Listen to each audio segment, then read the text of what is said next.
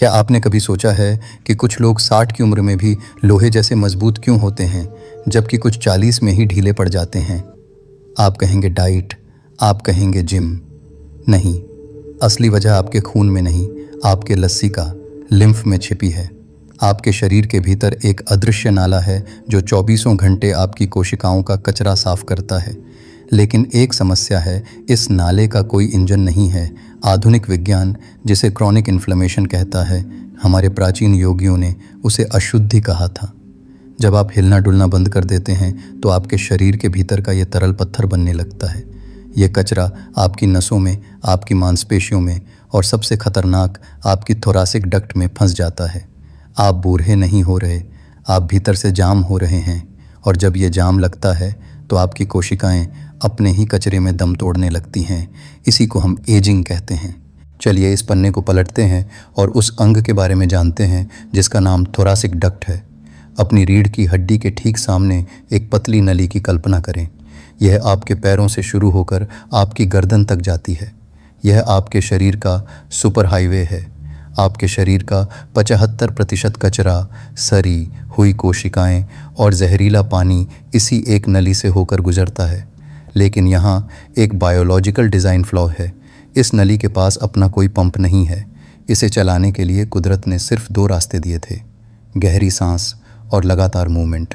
अब अपने जीवन को देखिए। आप दिन भर कुर्सी पर बैठते हैं, आपकी सांसें उथली हैं। नतीजा, आपकी थोरैसिक डक्ट पिचक चुकी है। कचरा ऊपर जा ही नहीं रहा, वह आपके पैरों में जमा हो रहा है, आपके पेट के अंगों के चारों ओर सूजन पैदा कर रहा है। जब यह नली जाम होती है तो शरीर में मेटाबॉलिक फायर बुझने लगती है। यही वो जगह है जहां आपके जीवन के 10 साल चोरी हो गए हैं। हठ योग के प्राचीन ग्रंथों में एक बहुत ही रहस्यमयी बात कही गई है।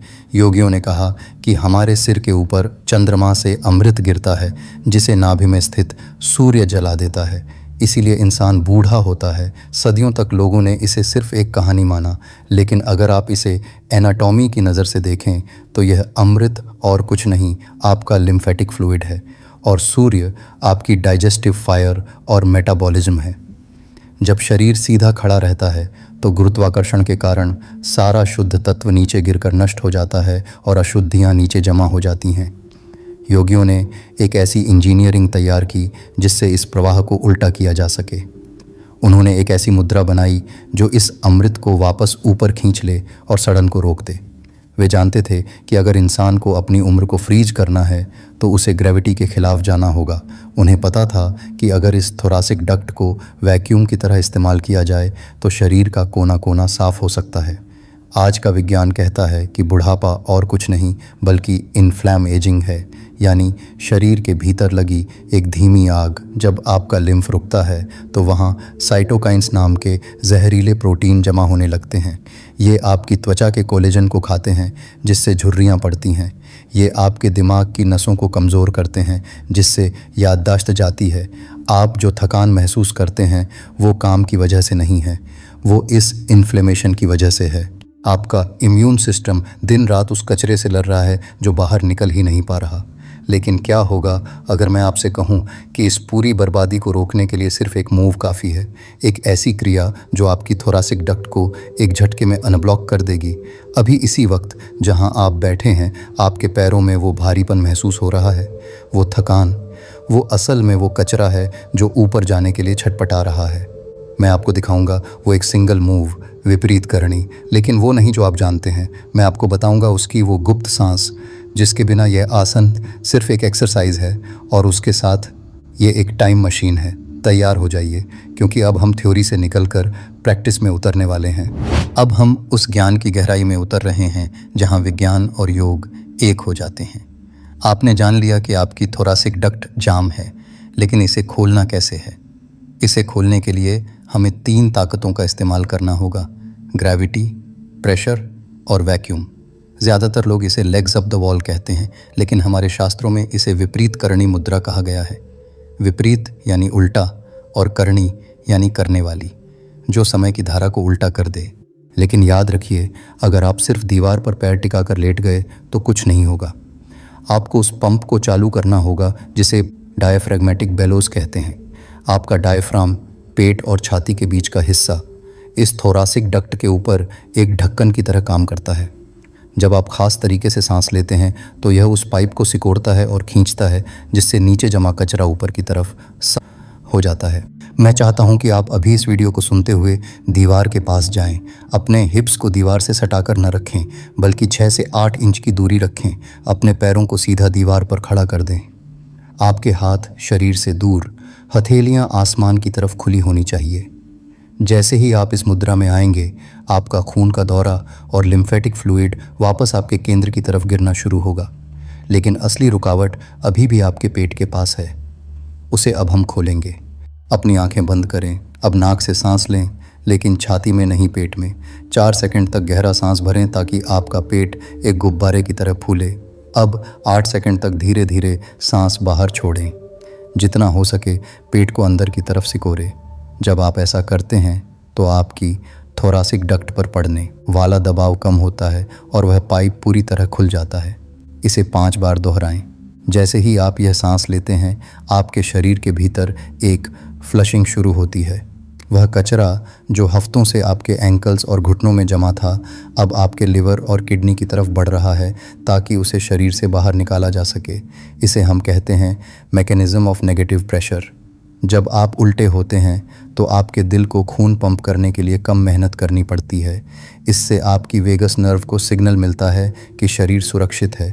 इसी पल आपका इम्यून सिस्टम उस क्रॉनिक इन्फ्लेमेशन को शांत करना शुरू करता है जिसने आपकी नसों को सुझा रखा था। क्या आपको अपने पैरों में हल्की सी झंझनाहट महसूस हो रही है, या शायद पेट के ऊपरी हिस्से में थोड़ी गर्माहट? मुबारक हो, आपका थोरासिक डक्ट खुल चुका है। जो कचरा आपकी स्किन को बूढ़ा बना रहा था, वो अब अपनी जगह से हिल चुका है। अब तुम उस जगह पर हो जहां सुनना ख़त्म होता है और बदलना शुरू होता है। 21 दिन, लोग इसे आदत कहते हैं, लेकिन सच में ये तुम्हारी कोशिकाओं की नई भाषा है। अगर तुम आज से शुरू करते हो तो तुम्हारी रिपेयर क्लॉक धीरे धीरे ऐसे चलती है। दिन 1 से 3 शरीर हल्का विरोध करेगा। जब तुम दीवार के सहारे पैर ऊपर रखकर वो गहरी वैक्यूम ब्रीदिंग करते हो तो गुर्दे सक्रिय होते हैं। अंदर जमा भारीपन ढीला पड़ने लगता है। सुबह आईने में आंखों के नीचे की सूजन थोड़ी कम दिखेगी। यह छोटा बदलाव नहीं, यह पहला संकेत है कि शरीर सुन रहा है। दिन 7 से 14 अब चीज़ें बदलने लगती हैं। छाती के बीच का रास्ता जो सालों से जाम था, खुलने लगता है। जब यह खुलता है तो खून सिर्फ बहता नहीं, साफ होकर बहता है। कोशिकाओं का कचरा हटने लगता है और इसका असर तुम्हारी त्वचा पर दिखता है। यही कायाकल्प की शुरुआत है। अब सुनो, सबसे कीमती हिस्सा, रात सोने से ठीक 20 मिनट पहले। यही वो समय है जहां असली रिपेयर शुरू होता है। जब तुम इस मुद्रा को करके सीधे बिस्तर पर जाते हो तो शरीर अपने आप लिम्फेटिक सिस्टम को एक्टिवेट कर देता है। यह दिमाग का ड्रेनेज सिस्टम है और सच ये है, दिमाग अपना कचरा सिर्फ गहरी नींद में साफ करता है। जब तुम पैर ऊपर करके लेटते हो तो शरीर रेस्ट एंड डाइजेस्ट में चला जाता है और तुम्हारी नींद गहरी हो जाती है, इतनी गहरी कि 6 घंटे में भी तुम 10 घंटे की रिकवरी महसूस करते हो। एक नियम, लाइट बंद, फ़ोन दूर, क्योंकि अंधेरा मेलाटोनिन और ग्रोथ हार्मोन को बढ़ाता है और यही रातों रात तुम्हारी कोशिकाओं की मरम्मत करते हैं। फिर आता है 21वां दिन और यहाँ ये एक्सरसाइज नहीं रहती, ये तुम्हारा स्वभाव बन जाती है। तुम चलते हो लेकिन हल्के, चेहरा वही लेकिन थकान नहीं, घुटने वही लेकिन दर्द शांत। विज्ञान कहता है तुम्हारे टेलोमेरेस सुरक्षित हो रहे हैं। योग कहता है तुमने अपने भीतर के अमृत को बचा लिया है। तुमने समय को नहीं रोका, तुमने समय की सड़न को रोक दिया। अब चुनाव तुम्हारा है। आज रात तुम्हारा बिस्तर तुम्हारी रीजनरेशन लैब है। दीवार के पास जाओ, पैर ऊपर करो और उस बंद रास्ते को फिर से बहने दो। महसूस करो पैरों से उठती ऊर्जा रीढ़ तक जा रही है, दिमाग में उतरती शांति। अगर तुम इसे महसूस कर पा रहे हो तो लिखो, और अगर तुम आज से शुरू कर रहे हो तो लिखो Day 1। याद रखो, यह सिर्फ एक मूव नहीं है, यह वो क्षण है जहां तुम समय के साथ नहीं, समय से आगे खड़े हो जाते हो।